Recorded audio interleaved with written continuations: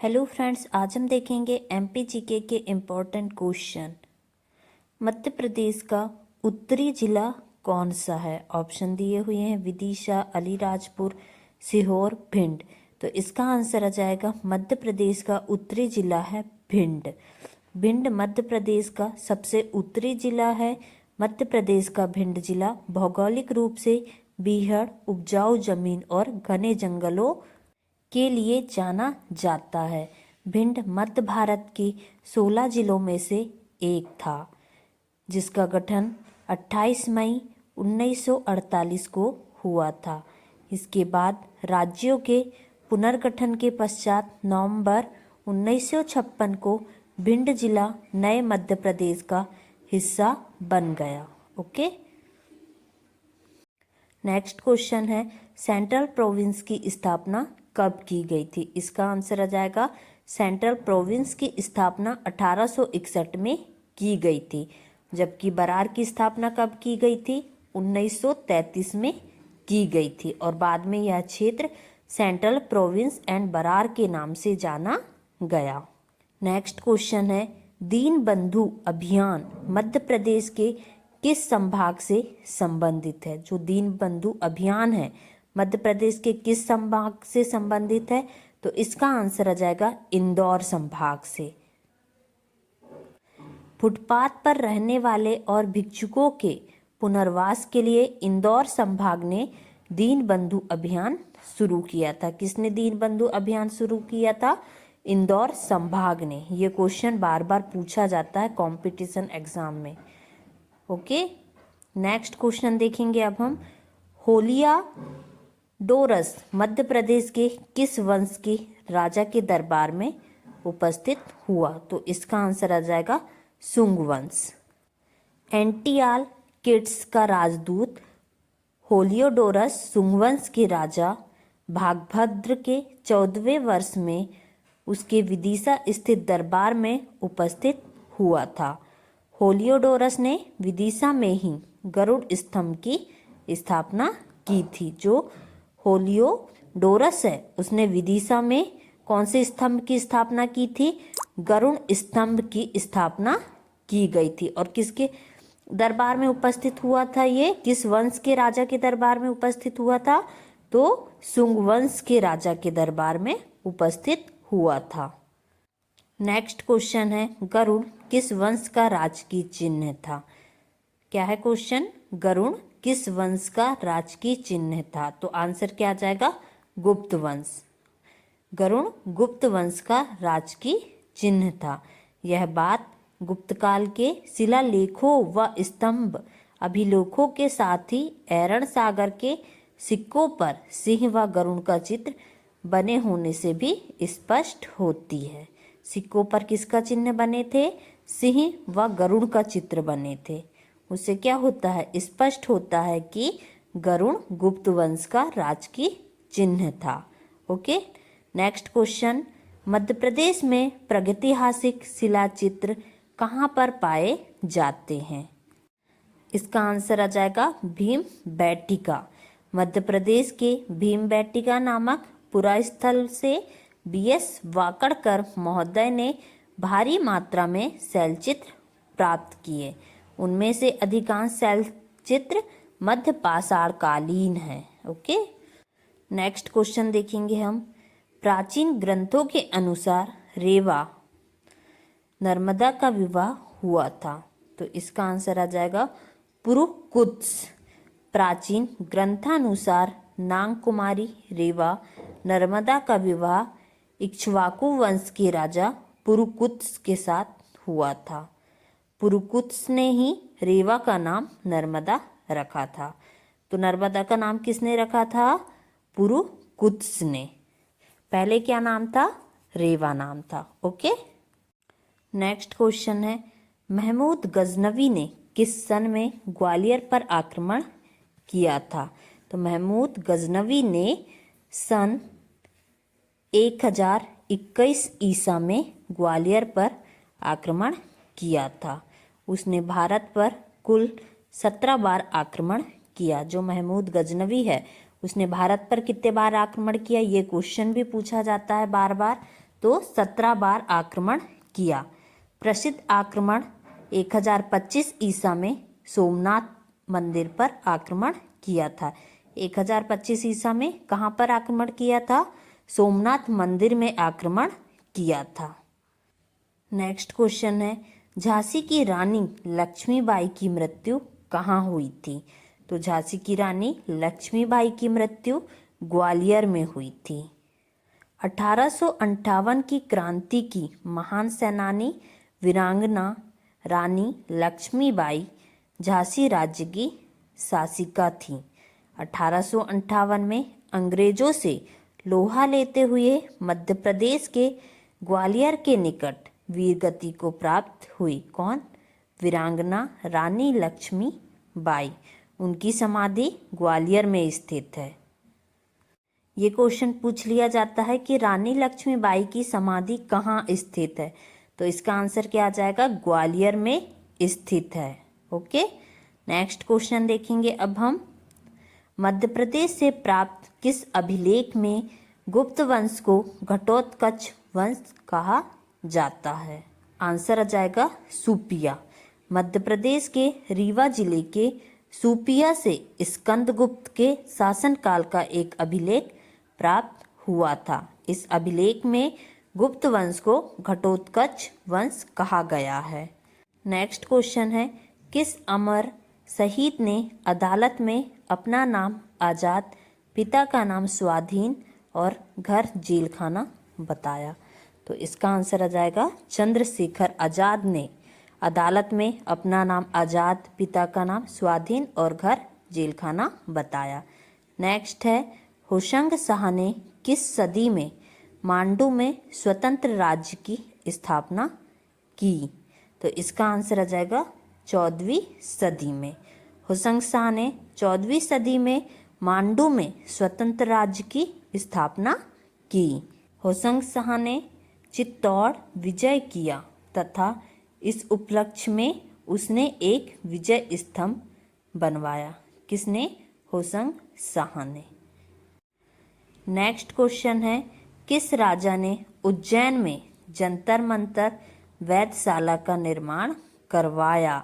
तो आंसर आ जाएगा सवाई जयसिंह ने। उज्जैन शहर में दक्षिण की ओर छिप्रा के दाहिनी तरफ जयसिंहपुर नामक स्थान में बना यह प्रेक्षागृह जंतर महल के नाम से जाना जाता है। इसे जयपुर के महाराज सवाई जयसिंह ने सन 1733 में बनवाया था। यहाँ 5 यंत्र लगाए गए हैं। कौन कौन से हैं 5 यंत्र? सम्राट यंत्र, नाड़ी वलय यंत्र, दिग्गज यंत्र, भित्ति यंत्र एवं शंकु यंत्र। ये क्वेश्चन पूछ लिया जाता है कि किस राजा ने उज्जैन में जंतर मंतर के टाइम पे कितने यंत्र लगवाए? तो राजा कौन से? सवाई जयसिंह ने। कौन कौन से यंत्र हैं या पूछ लिया जाता है कितने यंत्र लगवाए? तो 5 यंत्र लगवाए। कौन कौन से? सम्राट यंत्र, नाड़ी वलय यंत्र, दिग्गज यंत्र, भित्ति यंत्र एवं शंकु यंत्र। राजा जयसिंह ने ऐसी 5 वेधशालाओं जयपुर, उज्जैन, मथुरा, दिल्ली और वाराणसी में निर्माण किया। पहली वेधशाला 1724 में दिल्ली में बनी। फिर राजा जयसिंह ने 5 वेधशालाओं का भी निर्माण किया। ओके, कौन कौन सी 5 वेधशाला? जयपुर, उज्जैन, मथुरा, दिल्ली और वाराणसी। पहली वेधशाला 1724 में दिल्ली में बनी। ओके, इस वेधशाला में बड़े आकार के पत्थर और ईंट में बने 4 यंत्र हैं। ईंट से बने 4 यंत्र हैं। इनसे काल, नवांश, दिशा, दिंगस और ग्रहों का सूक्ष्म ज्ञान किया जा सकता है। नेक्स्ट क्वेश्चन है, अकबर ने मांडू पर कब्जा करने के लिए किसे भेजा था? इसका आंसर आ जाएगा अद्दम खां। सन 1951 में अकबर ने अद्दम खां को मालवा पर आक्रमण करने के लिए भेजा था। उस समय मालवा मांडू का शासक बाज बहादुर था। कौन था मांडू का शासक? बाज बहादुर। मार्च 1561 में मालवा की राजधानी सारंगपुर पर मुगल सेना ने अधिकार कर लिया था। ओके, नेक्स्ट क्वेश्चन है बोधन दोआ किसका सेनापति था? तो आंसर आ जाएगा शाहगढ़ के राजा बखत वली का सेनापति था। बोधन दोआ मध्य प्रदेश के सागर जिले की शाहगढ़ रियासत के राजा बखत वली का प्रमुख सलाहकार, उच्च अधिकारी व सेनापति था। शाहगढ़ राजा बखत वली के पूर्वज मर्दन सिंह गड़ाकोटा शाहगढ़ रियासत के राजा थे। मर्दन सिंह के पुत्र अर्जुन सिंह पर 1810 ईसा में नागपुर के भोसले ने आक्रमण किया। उसने ग्वालियर के सिंधिया से भोसले के विरुद्ध सहायता मांगी। सिंधिया ने भोसले के विरुद्ध मदद की और बदले में गड़ाकोटा इलाका अर्जुन सिंह से प्राप्त कर लिया। 3 जून 1842 को अर्जुन सिंह की मृत्यु के पश्चात बखतवली शाहगढ़ के राजा बने। बखतवली अपना गड़ाकोटा इलाका सिंधिया से वापस चाहते थे, अतः उन्होंने बुंदेला विद्रोह 1842 को दबाने में इस शर्त पर अंग्रेजों की मदद की कि वे सिंधिया से गड़ाकोटा इलाका दिला दें। नेक्स्ट क्वेश्चन देखेंगे हम, इनमें से कौन राजा भोज के दरबार में शामिल थे? धनपाल, भास्कर भट्ट, दामोदर भट्ट। तो आंसर आ जाएगा भास्कर भट्ट और दामोदर मिश्र, ये राजा भोज के दरबार में शामिल थे। राजा भोज स्वयं एक कवि थे। जो राजा भोज हैं वो स्वयं एक क्या थे? कवि थे। इन्होंने अपने दरबार में लगभग 500 दरबारियों को आश्रय दिया। किसने? राजा भोज ने। इनके प्रमुख दरबारी भास्कर भट्ट, दामोदर मिश्र व धनपाल थे। इनमें से कवि धनपाल ने बाद में जैन धर्म अपना लिया और तिलक मंजरी ग्रंथ की रचना की। ये क्वेश्चन पूछ लिया जाता है कि धनपाल ने कौन से धर्म को अपना लिया और कौन से ग्रंथ की रचना की। तो क्या आ जाएगा आंसर में? धनपाल ने जैन धर्म को अपना लिया था बाद में और तिलक मंजरी ग्रंथ की रचना की थी। किसने? धनपाल ने। नेक्स्ट क्वेश्चन है, वर्ष 1564 में अकबर का गोंडवाना अभियान किसके खिलाफ था? तो इसका आंसर आ जाएगा मालवा के बाज बहादुर के खिलाफ था। 1561 में अकबर का पहला अभियान मालवा में बाज बहादुर के खिलाफ था।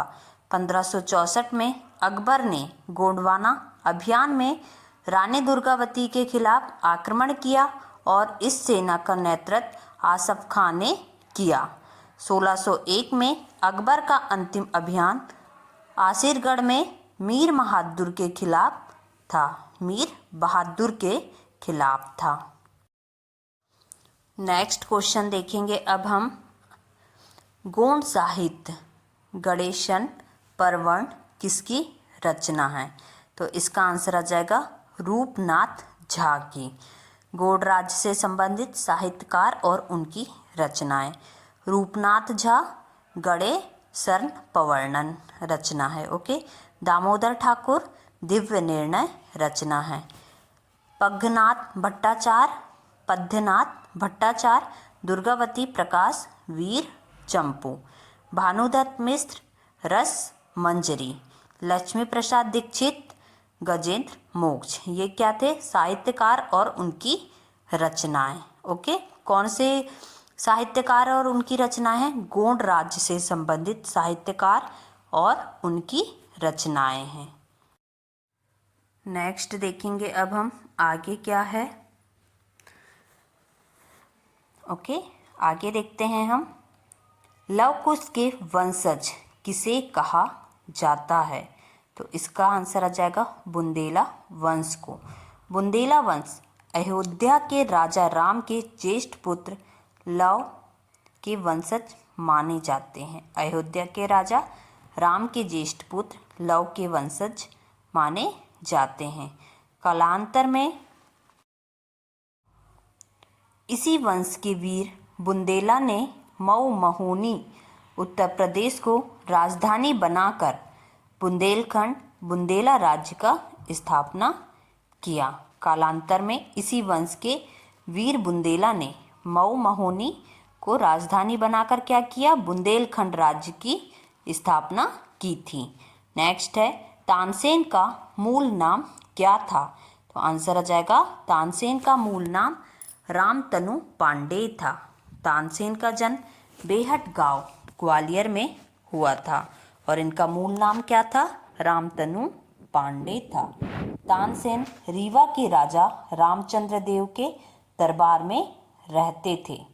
तानसेन की ख्याति सुनकर अकबर ने जलाल खां को राजा रामचंद्र देव के पास भेजकर तानसेन को अपने दरबार में बुलवा लिया। तो तानसेन का मूल नाम क्या था? रामतनु पांडेय। और इनका जन्म कहाँ हुआ था? तानसेन का बेहट गांव ग्वालियर में हुआ था। और किसके दरबार में रहते थे ये? रामचंद्र देव के दरबार में रहते थे तानसेन। ओके, और वो रामचंद्र देव कहाँ के राजा थे? रीवा के राजा थे। नेक्स्ट देखेंगे अब हम गोलकी मठ निम्नलिखित में से किसका दूसरा नाम था? तो आंसर आ जाएगा 64 योगिनी मंदिर। 64 योगिनी मंदिर, यह मंदिर मध्य प्रदेश के जबलपुर का प्रसिद्ध पर्यटन स्थल है। इस मंदिर को गोलकी मठ भी कहा जाता है। जो 64 योगिनी मंदिर है वो कहाँ का प्रसिद्ध पर्यटन स्थल है? मध्य प्रदेश के जबलपुर का। और इसे क्या कहा जाता है? गोलकी मठ भी कहा जाता है। नेक्स्ट क्वेश्चन है मिंटो हॉल का नाम बदलकर क्या कर दिया है? तो इसका आंसर आ जाएगा Kushabhau Thackeray hall. Minto hall Bhopal में स्थित है। यह पुराना विधानसभा भवन था। इस ऐतिहासिक इमारत का निर्माण 12 नवंबर सन 1909 में नवाब सुल्तान जहां बेगम ने राज्य में आने वाले विशेष अतिथियों के लिए वायसराय लॉर्ड मिंटो से इस भवन की आधारशिला रखवाई थी और इसके मुख्य वास्तुकार एसी रोवन थे। ओके, तो मिंटो हॉल का नाम बदलकर क्या कर दिया गया? Kushabhau Thackeray hall. Next question है आला उदल किसके सेनापति थे? तो इसका आंसर आ जाएगा आला उदल चंदेल शासक परमादि देव के सेनापति थे। इन्होंने अपने जीवन में 52 युद्ध लड़े हैं जिनका वर्णन आला गायन में किया गया है। आला उदल को शारदा माता मैहर का अमरता का वरदान प्राप्त है। तो आला उदल किसके सेनापति थे? चंदेल शासक परमादि देव के सेनापति थे। और इन्हें टोटल कितने युद्ध लड़े? इन्हें टोटल 52 युद्ध लड़े हैं और जिनका वर्णन किस में किया गया है? आल्हा गायन में किया गया है। और इनको किससे अमरता का वरदान प्राप्त है? इन्हें माता शारदा से अमरता का वरदान प्राप्त है। ओके।